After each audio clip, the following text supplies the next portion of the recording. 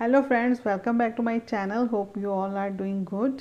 Friends, ये kurta set मैंने एक साड़ी का यूज़ करके बनाया है। अगर आपको इस साड़ी का यूज़ देखना है तो वीडियो को एंड तक देखिएगा। वीडियो अच्छा लगा तो लाइक और कमेंट करके ज़रूर बताइएगा और चैनल को भी सब्सक्राइब कर लीजिएगा। ये एक सिल्क की साड़ी है। इसके ऊपर सिल्वर, वाइट और लाइट ब्लू कलर का थ्रेड वर्क हो रखा है। पल्लू पे और बॉर्डर्स के ऊपर ये काम हो रखा है और पूरी साड़ी प्लेन है। ये साड़ी मैंने स्टिच की हुई थी, तो आपको पता है कि जब हम किसी भी साड़ी को स्टिच करते हैं तो उसमें से थोड़ा बहुत फैब्रिक जो है वेस्ट हो जाता है हमारा। तो अब इस साड़ी में से हमारा एक कुर्ता सेट ही निकलेगा।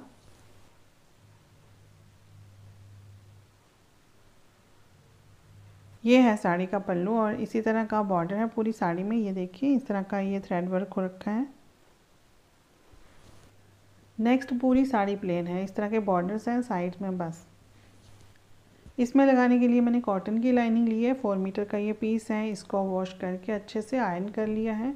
तो जब भी आप कॉटन की लाइनिंग यूज़ करते हो तो इसको वॉश ज़रूर करें पहले, क्योंकि वो श्रिंक होता है। अगर स्टिचिंग करने के बाद ये श्रिंक होता है तो फिर पूरी मेहनत बेकार हो जाती है। सबसे पहले हम कुर्ती कट कर लेंगे, तो इसमें भी लाइनिंग पहले कट करेंगे। डबल फोल्ड करके लेंथ वाइज मैंने यहाँ पे लाइनिंग बिछा ली है। पहले यहाँ देखिए कि हमें फोल्ड कितना करना है। जितनी हमारी हिप होती है उतना ही हमारी कुर्ती का घेर होता है। हिप हमारी यहाँ पे 40 इंचज़ है। 40 का फोर्थ पार्ट हम निकालेंगे, आ गया 10 इंच। 10 इंच में 3 या 4 इंच हम यहाँ पे ऐड कर लेते हैं, तो उतना हमें यहाँ पे फोल्ड करना है। तो 14 इंचज़ मैंने यहाँ पे कुर्ती की विड्थ ले ली है। कुर्ती की टोटल लेंथ 44 इंचज़ है, तो लाइनिंग भी हम 44 इंचज़ ही रखेंगे। इसमें एक्स्ट्रा कुछ नहीं रखेंगे। शोल्डर्स 14 इंचज़ है, तो उसका हाफ करेंगे तो 7 इंचज़ आता है। लेकिन यहाँ पे मैं 6.5 इंचज़ रखूँगी, क्योंकि बैक नेक जो है वो मेरा डीप होता है। अगर आप ब्रॉड नेक रखते हो तो फिर आपको हाफ इंच शोल्डर कम रखना होता है। यहाँ से नीचे की तरफ को हाफ इंच पे मार्किंग की। आर्म होल भी रखेंगे यहाँ पे 6.5 इंचज़। इन दोनों पॉइंट्स को आपस में मिला दिया। यहाँ पे हम वेस्ट की मेज़रमेंट लेंगे, तो वेस्ट है 38 इंचज़। 38 इंचज़ का फोर्थ पार्ट निकाला, हो गया 9.5 इंचज़। हाफ इंच की इसमें लूजिंग ऐड कर दी। अब हमें मार्किंग करनी है वेस्ट लाइन की, जो कि 14 या 15 के बीच में होती है, तो हमने 14 इंचज़ ले ली। हिप लाइन होती है 21 या 22 के बीच में, तो हमने 21 इंचज़ ले लिए यहाँ पे। इन सभी मार्क्स पे हम स्ट्रेट लाइन लगा लेते हैं। ये जो हमारा आर्म होल का मार्क है ना, यही हमारा वेस्ट का मार्क होता है। डाउन वेस्ट होती है वो सभी की डिफरेंट होती है, तो किसी की 10 होती है, किसी की 11, किसी की 12। तो मेरे मेज़रमेंट के अकॉर्डिंग यहाँ पे ये 11 इंचज़ है। मैंने 11 इंचज़ पे ही मार्किंग कर ली। डाउन वेस्ट है 40 इंचज़। 40 को 4 से डिवाइड किया, 10 इंचज़। उसमें हाफ इंच की लूजिंग ऐड कर दी। वेस्ट लाइन है 36 इंचज़, उसको भी 4 से डिवाइड किया, आ गया 9 इंच। उसमें हाफ इंच की लूजिंग ऐड कर ली। हिप लाइन है 40 इंचज़, उसका फोर्थ पार्ट हो गया 10 इंच। उसमें भी हाफ इंच की लूजिंग ऐड करके 10.5 इंचज़ यहाँ पे हमने मार्क कर लिया। अगर आपकी मेज़रमेंट के अकॉर्डिंग डाउन वेस्ट ज़्यादा है तो इस तरह से शेपर स्केल से शेप दें। बिल्कुल स्ट्रेट लाइन ना खींचें, नहीं तो बिल्कुल भी अच्छी फिटिंग नहीं आएगी। इन पॉइंट्स को हम इस तरह से मिलाएंगे और नीचे वाले जो पॉइंट्स हैं इनको स्ट्रेट मिला देंगे। 2 इंच का मार्जिन लेके यहाँ पे भी मार्किंग कर दी और इन पॉइंट्स को भी आपस में मिला दिया। अब ये जो मार्जिन वाला पॉइंट है ना, इस पे स्केल रख के हम नीचे की तरफ को अपना कुर्ती का घेर रखेंगे। तो हल्की सी ए शेप आ रही है, तो मुझे इसी तरह से घेर चाहिए, तो इस तरह मैंने लाइन लगा के इसको मिला दिया।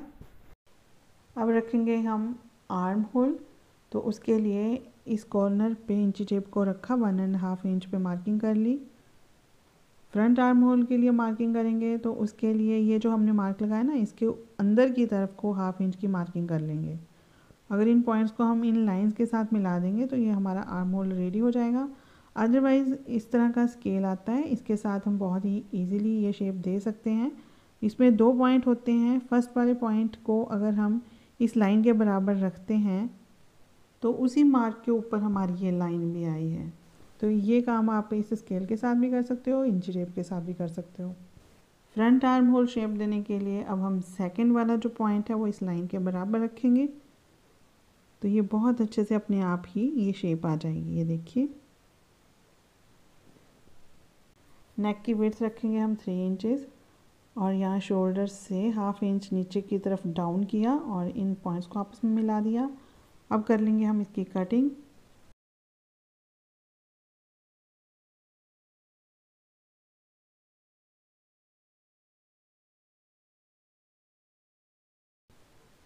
अब इस लाइनिंग को मेन फैब्रिक के ऊपर रख के मेन फैब्रिक की भी कटिंग कर लेंगे हम। लेकिन उससे पहले जो साड़ी का पल्लू है, जो बॉर्डर्स हैं, उनको निकालना है हमें, क्योंकि कुर्ती को हमें बिल्कुल प्लेन रखना है। उसके बाद हमें ये चीज़ें उसमें ऐड करनी है।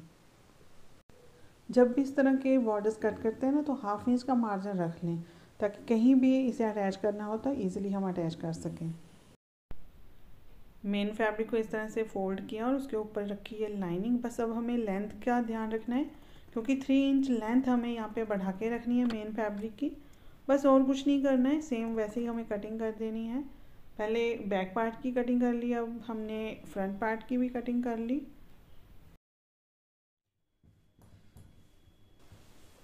बैक पार्ट को हम साइड निकाल देंगे। अब फ्रंट साइड की जो फ्रंट आर्म होल है उसकी भी कटिंग कर लेंगे।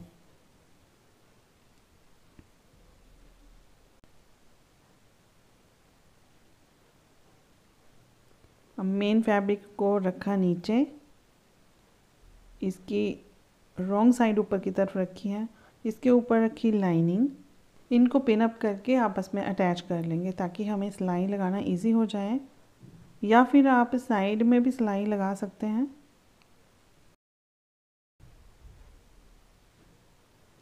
पिन अप करने के बाद मैंने साइड में इंटरलॉक भी कर दिया है, ताकि थ्रेड वगैरह इसके ना निकलें। अब हम कुर्ती के लिए पैच बनाएंगे, तो उसके लिए मैंने यहाँ पे लिया है फ्यूजिंग पेपर। इसकी विड्थ ली है 7 इंचेस और लेंथ ली है 16 इंचेस के आसपास। तो विड्थ यहाँ पे नेक की 3 इंचेस ली है, लेंथ यहाँ 6 इंच रख लेंगे हम। तो एक छोटा सा बॉक्स बना के नेक की शेप दे देंगे। ये देखिए, यहाँ से 3 इंच और इन दोनों पॉइंट्स को आपस में मिला दिया। यहाँ से ऊपर की तरफ हम 1 इंच की मार्किंग करेंगे और ये दे दी यहाँ पे राउंड शेप। इतना हमारा नेक बन गया है। इसे नीचे हम बी नेक बनाएंगे, तो 1 इंच की अंदर की तरफ को मार्किंग कर देंगे। अब इस पॉइंट को नीचे वाले पॉइंट के साथ मिला देंगे। अब लेंथ रखनी है हमें पैच की, तो 7 इंच तो हमारा यहाँ तक है, उससे आगे 7 इंच और रख लेंगे। टोटल 14 इंच हो गया और यहाँ से 1.5 इंच हम आगे बढ़ा देंगे। ये हो गया 4.5 इंचेस। यहाँ से भी लिया 4.5 इंचेस और इन पॉइंट्स को आपस में मिला दिया और इसकी कटिंग कर लेंगे।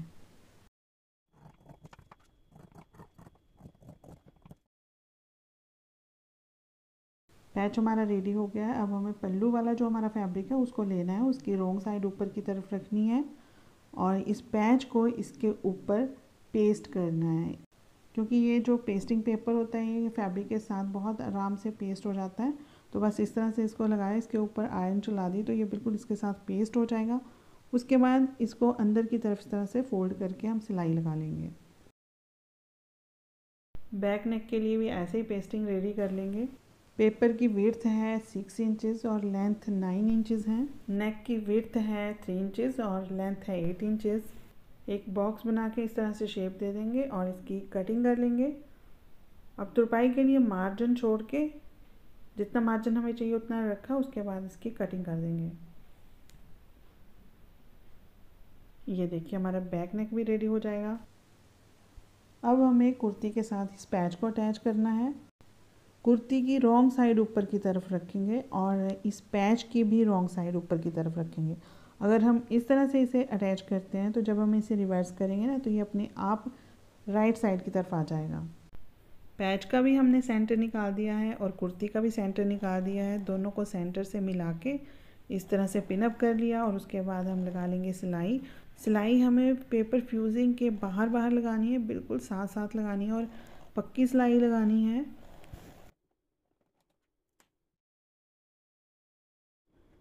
इसके अंदर का जो एक्स्ट्रा फैब्रिक है उसको कट कर देंगे और छोटे छोटे नोचेस लगा देंगे यहाँ पे। और इसको अब हम रिवर्स कर लेंगे। ये देखिए, ये देखिए फ्रेंड्स, हमारा ये नेक रेडी हो गया है। अब हम इसके चारों तरफ जो है एक पक्की सिलाई लगा देंगे। आप चाहें तो इसके ऊपर गोटा पट्टी या लेस वगैरह भी अटैच कर सकते हैं।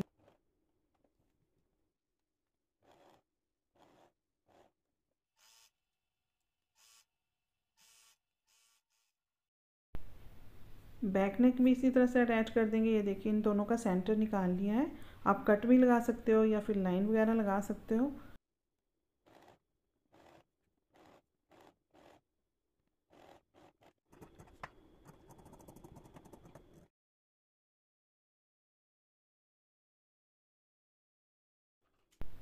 इसको भी ऐसे फोल्ड करके सिलाई लगा लेंगे।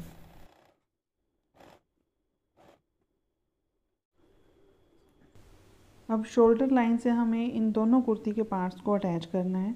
तो ये जो हमने बैक वाली पट्टी लगाई है ना, इसको बाहर की तरफ निकाल दिया और इस तरह से अब हमें सिलाई लगानी है। अब ये जो बैक वाला नेक है ना, उसकी पट्टी बाहर की तरफ को आ रही है। इसको अंदर की तरफ फोल्ड करेंगे हम फिनिशिंग के साथ और फिर तुरपाई कर लेंगे। कंप्लीट सूट कट करने के बाद जो फैब्रिक बचा उसमें से मैंने स्लीव्स बनाई हैं। तो लेंथ इसकी 10 इंचेस बन रही है और विड्थ भी 10 इंचेस ही है। डबल फोल्ड करके मैंने यहाँ पे फैब्रिक रख लिया है। ये अभी मैं लाइनिंग कट कर रही हूँ। आर्म होल के लिए मैंने 3 इंच पे मार्किंग कर ली है। अब यहाँ से रखेंगे विड्थ। तो विड्थ रख ली यहाँ पे 9.5 इंचेस। स्लीव्स की मोरी है 6 इंचेस। इन पॉइंट्स को आपस में मिला दिया और इस पॉइंट से अब हम आर्म होल की शेप दे देंगे।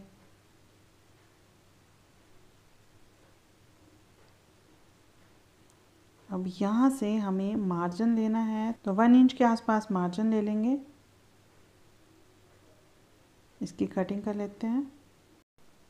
अब हमें फ्रंट आर्म होल की शेप देनी है। तो ये जो हमने शेप दी हुई ना, इसका हाफ किया और हाफ सेंटर पे यहाँ 1/2 इंच की ही शेप दे देंगे इस तरह से। इसकी भी कटिंग कर देंगे। अब इन पीसेस को मेन फैब्रिक के ऊपर रख के मेन फैब्रिक की भी कटिंग कर लेंगे। स्लीव्स की लेंथ ऑलरेडी कम है तो हम इसमें बॉर्डर लगा देंगे। तो पल्लू का जो फैब्रिक था उसी से बॉर्डर निकाला है मैंने यहाँ पे। उसको भी लाइनिंग अटैच कर दी है। इस तरह से ये बॉर्डर्स बन गए हैं और स्लीव्स के आगे जो है इसको मोरी साइड में ये बॉर्डर हम अटैच कर लेंगे। ये देखिए, बस इसी तरह से सिलाई लगा के उसके बाद इंटरलॉक कर दूँगी मैं। ये हमारी स्लीव्स भी रेडी हो गई है। इसको अब कुर्ती के साथ अटैच करना है। तो कुर्ती की फ्रंट साइड और स्लीव्स की फ्रंट साइड को आपस में अटैच करते हुए हम दोनों स्लीव्स को अटैच कर देंगे।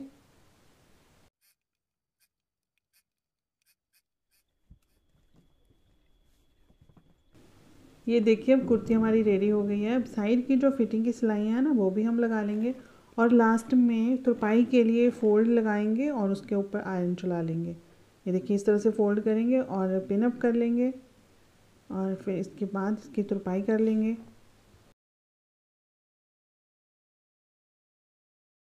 अब हम करेंगे ट्राउज़र की कटिंग।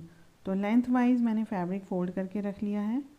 कन्नी साइड मैंने अपनी तरफ रखी है और क्लोज साइड बाहर की तरफ रखी है। 1/2 इंच की हमने यहाँ पे मार्किंग की है कि अगर कर्व वगैरह होगा तो वो निकल जाएगा। और 2 इंच हमने बाहर की तरफ छोड़ा है कि ये हमारी बेल्ट लग जाएगी यहाँ पे। अब रखेंगे हम लेंथ 34 इंचेस हमारी तैयार लेंथ है, तो वो हमने ले ली और 3 इंच का मार्जिन रख लिया नीचे से फोल्ड करने के लिए। इस तरह से हमारे ट्राउज़र की तैयार लेंथ 34 रेडी हो जाएगी। इन मार्क्स के ऊपर हम स्ट्रेट लाइन लगा देंगे। अब रखेंगे हम क्रॉच एरिया। तो क्रॉच एरिया रखने के लिए सबसे इजी मेथड है और ये सभी के लिए है। आपकी हिप चाहे 36 है, 38 है, 40 है, 42 है, जितनी भी आपकी हिप है उसको आप 4 से डिवाइड कर दें। जो आंसर आता है उसमें 1.5 इंच ऐड कर दें। मेरी मेज़रमेंट के अकॉर्डिंग 40 इंचेस मेरी हिप है तो उसको मैंने 4 से डिवाइड किया। 10 इंचेस आया, उसमें 1.5 इंच ऐड किया तो 11.5 इंच मैंने यहाँ पे मार्क कर लिया। अब इसके बाद ये शेपर स्केल लेके यहाँ पे इस तरह से शेप दे दी अब यहाँ पे लेंगे थाइस की मेज़रमेंट। तो जितनी भी आपकी थाइस की मेज़रमेंट है उसका यहाँ पे हाफ़ ले लेंगे। मेरे मेज़रमेंट के अकॉर्डिंग 24 है तो इसका हाफ़ ले लिया मैंने 12 इंच। अब 12 इंच का हम हाफ़ कर लेंगे तो ये आया 6 इंचज़। अब इस पॉइंट से हम मेज़रमेंट ले लेंगे एंड तक, जितना भी आता है इतना यहाँ पे मार्क कर लेंगे और इतना ही नीचे की तरफ भी मार्क कर लेंगे। तो ये 6.5 इंचज़ के आसपास आ रहा है, तो यहाँ पे हम एक स्ट्रेट लाइन लगा लेंगे। जितनी भी ट्राउज़र की टोटल मोरी है वो हम यहाँ पे रखेंगे। हाफ़ हम इस लाइन के इस साइड और हाफ़ इस साइड रख लेंगे। तो मेरे मेज़रमेंट के अकॉर्डिंग ये 8 इंचज़ है, तो 4 मैंने एक साइड 4 दूसरी साइड रख लिया। शेपर स्केल लेके इस तरह से इन पॉइंट्स को आपस में मिला लेंगे।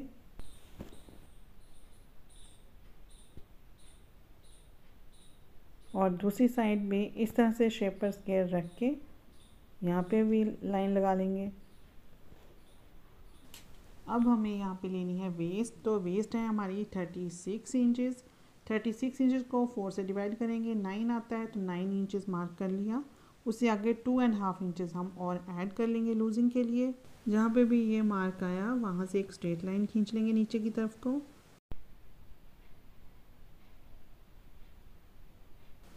और ये देखिए इस तरह से क्रॉच शेप दे देंगे।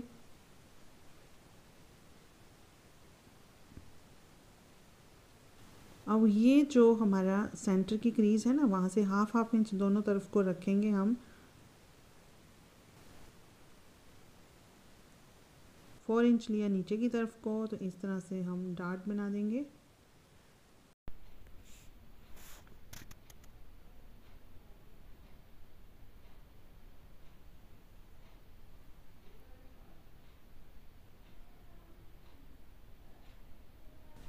ये ट्राउज़र का फ्रंट वाला पार्ट था। अब हम बैक वाला पार्ट भी कट कर लेंगे। तो उसके लिए यहाँ फैब्रिक फोल्ड कर लिया है, उसके ऊपर रखेंगे इस फ्रंट वाले पार्ट को। सॉरी फ्रेंड्स, इस वीडियो का एक छोटा सा क्लिप मुझसे मिस हो गया है, तो उसकी जगह पे मैंने ये ब्लैक ट्राउज़र कट किया है सेम मेज़रमेंट में। नेक्स्ट जो हमारा फैब्रिक था उसको हमने फोल्ड किया, उसके ऊपर रखा ये फ्रंट वाला पार्ट। अब 2.5 इंचज़ हमें यहाँ पे एक्स्ट्रा, मतलब जो बैक वाला हमारा पार्ट है ना उसको एक्स्ट्रा बढ़ा के रखना पड़ता है। तो 2.5 इंच मैंने यहाँ पे मार्क कर लिया और एक स्ट्रेट लाइन लगा ली। ये जो हमारा क्रॉच एरिया है यहाँ से एक स्ट्रेट लाइन ऊपर की तरफ खींच देंगे इस तरह से। अब इस पॉइंट से इस पॉइंट को आपस में मिला देंगे। अब यहाँ पे इस पॉइंट से 1.5 इंच हम यहाँ पे मार्क करेंगे। इसी तरह से यहाँ से भी 1.5 इंच मार्क कर लेंगे। ट्राउज़र की कटिंग में हमारा बैक और फ्रंट पार्ट की अलग अलग कटिंग की जाती है। तो जो बैक पार्ट है उसको एक्स्ट्रा मार्जिन रखा जाता है, तो वो ही हम रख रहे हैं। ये देखिए इस लाइन को आगे बढ़ा दिया और शेपर स्केल लेके वैसे ही जैसे पहले हमने लाइन लगाई थी ना, सेम वैसे ही यहाँ पे लगा दी।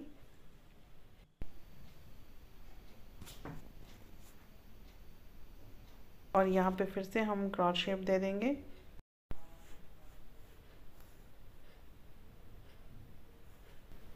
यहाँ पे हाफ इंच का मार्जिन छोड़ के हम कटिंग कर देंगे।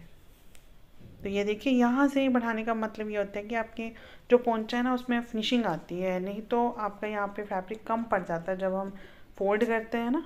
तो अगर इसको हम बढ़ा के रखेंगे तो यहाँ से फैब्रिक कम नहीं पड़ेगा हमारा। अब मेन फैब्रिक को फोल्ड किया, उसके ऊपर रखा फ्रंट वाला पार्ट। तो इसकी अब कटिंग कर लेंगे हम, वैसे ही बैक वाले पार्ट की भी कटिंग कर लेंगे। अब सबसे पहले हम लाइनिंग और मेन फैब्रिक को अटैच कर लेंगे, चाहे पिन अप कर लें चाहे इंटरलॉक कर लें। तो मैंने यहाँ पे इंटरलॉक कर लिया है। ये देखिए दोनों पार्ट्स को आपस में जोड़ लिया। अब ये देखिए जो फ्रंट पार्ट के 2 पीस है ना, इन दोनों को क्रॉच एरिया से यहाँ सिलाई लगा लेंगे हम। दोनों पार्ट्स को हमने अटैच कर लिया। ये देखिए ये है बैक वाला पार्ट और ये हो गया फ्रंट वाला। तो फ्रंट वाले पार्ट में जो डार्ट्स लगाया ना इसके ऊपर भी सिलाई लगा लेंगे इस तरह से। स्टार्टिंग में हम ज़्यादा मार्जिन लेंगे और कम कम करते जाएंगे। ये देखिए इस तरह से।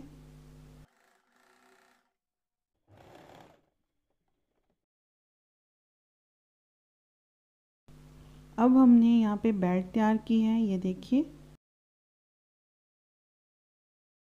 2.5 इंच इसकी विड्थ है और लेंथ जितना भी हमारा फ्रंट पार्ट है उतनी, और एक बेल्ट बनाई है हमने बैक पार्ट के लिए। तो ये देखिए इसके साथ मैंने लाइनिंग अटैच नहीं की है, लाइनिंग साथ में रखी ही है। अब इन दोनों को यहाँ पे सिलाई लगा लेंगे हम, क्योंकि ये फैब्रिक बहुत डेलिकेट है तो इसके बेल्ट में भी हमें लाइनिंग लगानी ही पड़ेगी। इस तरह से रखा है ये फैब्रिक, इसकी रॉन्ग साइड ऊपर की तरफ को रखी है, बेल्ट की भी रॉन्ग साइड ऊपर की तरफ को रखी है, तो इस तरह से हमने सिलाई लगा दी। अब ये देखिए हमने इसको रिवर्स किया ना, तो ये राइट साइड में आ गई बेल्ट इस तरह से। अब इसके ऊपर भी हम बड़ी फिनिशिंग से सिलाई लगाएंगे, क्योंकि ये सामने दिखाई देगी ना हमारी सिलाई।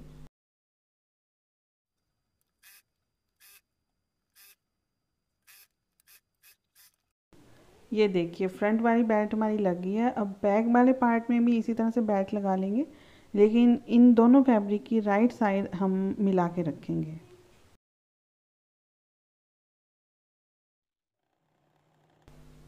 अब इसमें इलास्टिक डालेंगे, तो वो कैसे डालनी है, 36 इंच हमारी वेस्ट है तो उसका हाफ कर लेंगे, हो गया 18 इंचज़। 18 इंचज़ में से हम 5 इंचज़ और लेस कर देंगे, तो टोटल हम यहाँ पे 13 इंचज़ का इलास्टिक कट करेंगे। और ये बेल्ट की इस तरह से फोल्ड, यहाँ पे सिलाई लगा देंगे, इलास्टिक को अटैच कर देंगे बेल्ट के साथ, लेकिन यहाँ पे हमें बेल्ट पे ही सिलाई लगानी है।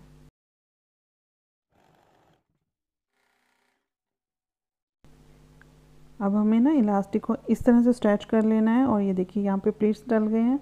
बस इसी तरह से हमें बेल्ट पे सिलाई लगा लेनी है एंड तक। दोनों साइड से अब इन पार्ट्स को अटैच कर देंगे आपस में। ये देखिए इस तरह से रखा और ये साइड की सिलाई लगा दी।